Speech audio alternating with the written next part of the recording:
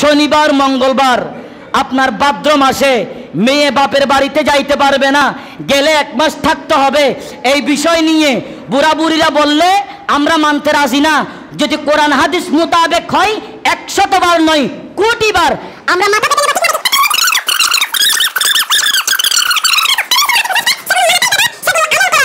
সেগুলো যারা শুনবে তারাও কিন্তু গুমরাহের মধ্যে আছে। আল্লাহ আমাদের আমল করার বুঝার তৌফিক দান করুক।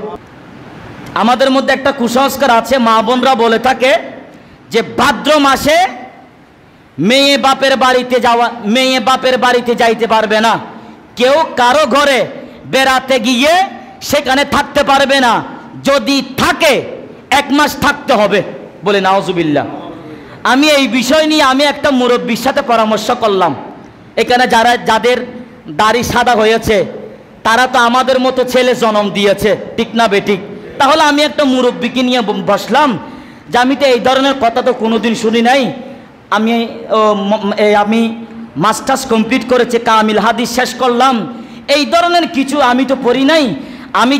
আমি এটা জানি আল্লাহর কোরআনে বলেছেন প্রত্যেকটা দিন, প্রত্যেকটা রাত, প্রত্যেকটা মাস, প্রত্যেকটা বার, 30 দিনে 1 মাস, 7 দিনে 1 সপ্তাহ, প্রত্যেকটা মুহূর্ত আল্লাহর কাছে দামি। সুবহানাল্লাহ বলেন। তাহলে ভাদ্র মাসে মেয়ে বাপের বাড়িতে যাইতে পারবে না, কেউ যদি দাওয়াত দেয় শাশুড়ির কথা শুনে যেতে পারবে না, এটা কি ধরনের আলোচনা? তখন আমাকে মুরব্বিটা বলে, হুজুর তৎকালীন যুগে ভাদ্র মাসে বেশিরভাগ ঘরের মধ্যে চাষ হয়, ধান চাষ, বিভিন্ন কাজকর্ম থাকে। তখন মেয়ের শ্বশুর বাড়িতে যখন বেশি কাজ থাকে, ওই কাজগুলো সেখানে মেয়ে যদি বাপের বাড়িতে যদি চলে যায়, তার মানে কাজ ফেলে কিভাবে যাবে?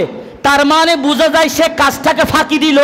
ওই কাজটাকে ফাঁকি না দেওয়ার কারণে ওই মেয়ে যেন শ্বশুর বাড়িতে থাকা অবস্থায় আপন শ্বশুর শাশুড়ির পারিবারিক কাজগুলো যেন সে মিটাতে পারে, সেই জন্য সেই সুবাদে একজন মেয়েকে নিজের শ্বশুর বাড়ি থেকে বাপের বাড়িতে পাঠাচ্ছে না, শুধু কাজ থেকে ফাঁকি না দেওয়ার জন্য।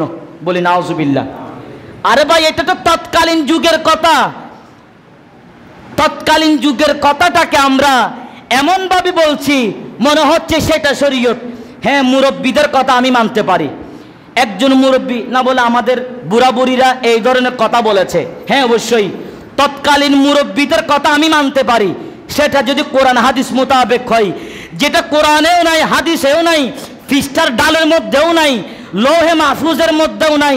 আসামবিদ কোত্থেকে একটা কথা আমাদেরকে শুনাই দিল, না এগুলা বুড়া বুড়িরা করে আসছে, তার মানে সেগুলো হচ্ছে কুসংস্কার, সেগুলো মানাটাই বেদাত, সেগুলো আমল করা বেদাত, সেগুলো যারা শুনবে তারাও কিন্তু গুমরাহের মধ্যে আছে।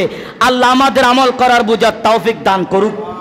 শনিবার মঙ্গলবার আপনার ভাদ্র মাসে মেয়ে বাপের বাড়িতে যাইতে পারবে না, গেলে 1 মাস থাকতে হবে।